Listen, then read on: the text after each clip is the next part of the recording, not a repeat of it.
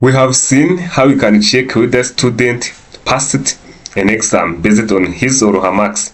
But what if we need to check whether is passed or failed? In that case, we will need two options. So let us see how we can check whether student passed or failed an exam using if-else statement. Guys, once we need to check whether student passed or failed an exam, we will need if-else statement, because we will execute if broke when condition is true and else broke when condition is false. Let us do it. Of course, we need to make initialization of marks, which is equal to int, casting these marks into integer, then use input function to ask user enter his or her marks. Enter student's marks, like this one. Then after this, we need to specify condition.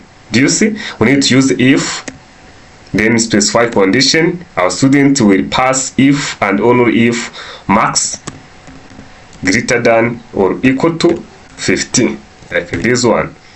Otherwise, we fail. That's why here we print pass or just passed, whatever you want. Let us click passed, like this one.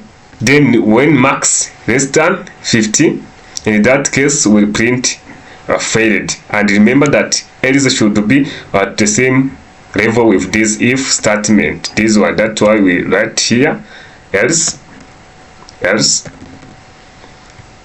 then print failed, like this. Do you see?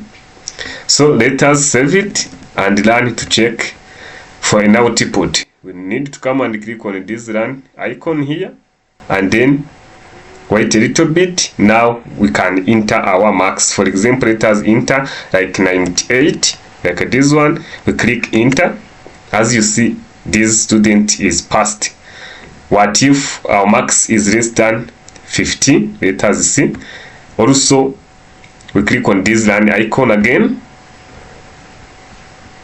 and now enter like 49. Even 49 should be failed. Do you see?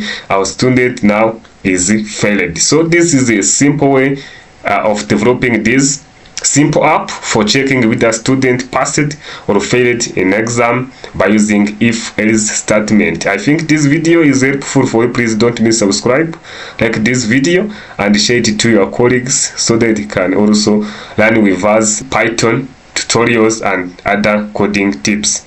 See you in next lesson.